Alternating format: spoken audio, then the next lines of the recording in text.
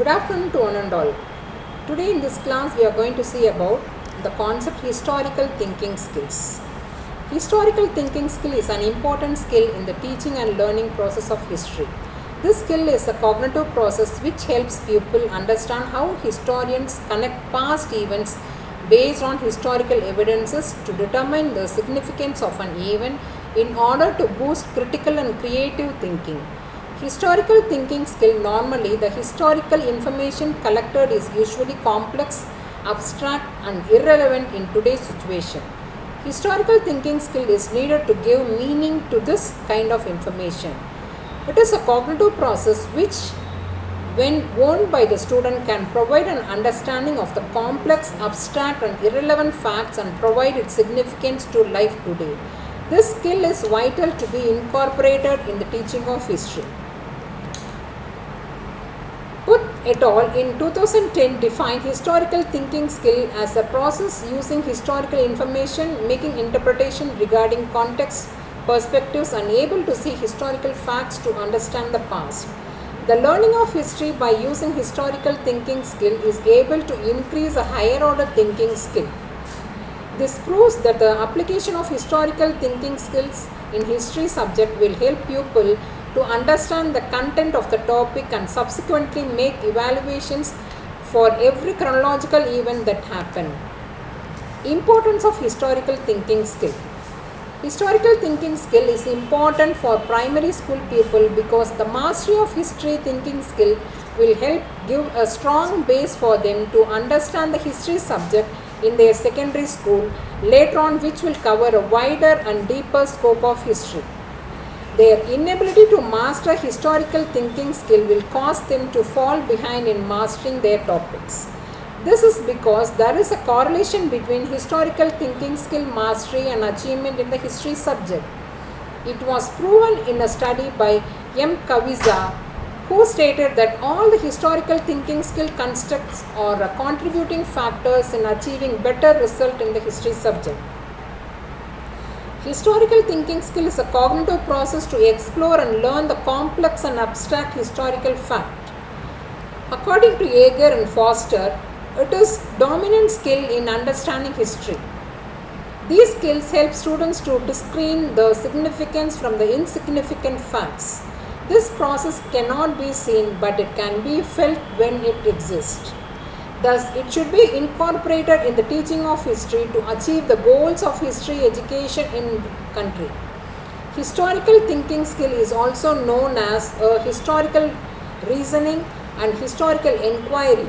According to the Curriculum Development Center 2003, historical thinking skill will bring awareness to the students the importance of history in today's life and their attitude and thinking can be improved. The 5 C's of historical thinking skill. The American Historical Association breaks historical thinking skill down into 5 important concepts and they are called as 5 C's of historical thinking. The first one is context. The surroundings, circumstances, environment, background or setting which determines, specify or clarify the meaning of an event. In what content did you attack on him happen?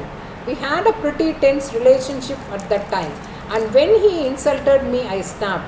Patterson Brooks' attack on Charles Sumner. Historians must understand the context of the past. Things do not happen in a vacuum.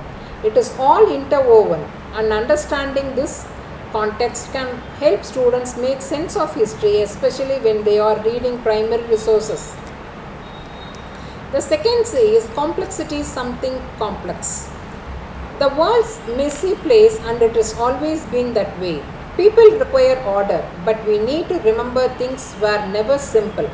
Understanding and accepting complexity helps students better understanding the past on its own terms. The third C is change over time or continuity. Do certain events, issues change over time or do they stay the same? Women's rights, right to own property, voting, etc., women voting, etc. Students probably already know much has changed since the time of their ancestors. Technology, societal structure and the world around us are different than they were 500, 200 or even 20 years before. but there is also a key bit of continuity running through history. Many rituals and other aspects of life stay much the same.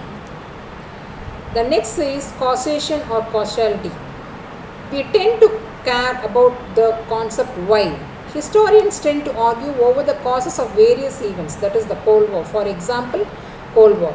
We can't settle on the why. Our experiences have us change our opinion of events in the past.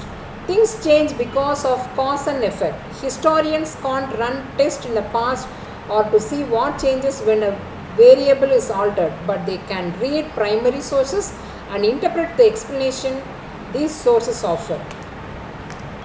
The last is ideas and contingency.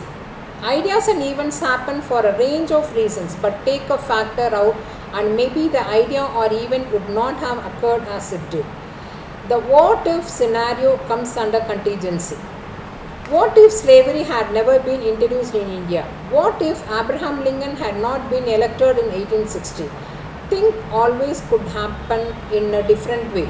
This concept means that everyone outcome in history is contingent on everything that happened before. Any change to an event could have a widespread effect on what came after. Imagine if Lincoln never went to the theater the night he was assassinated. Thank you, one and all.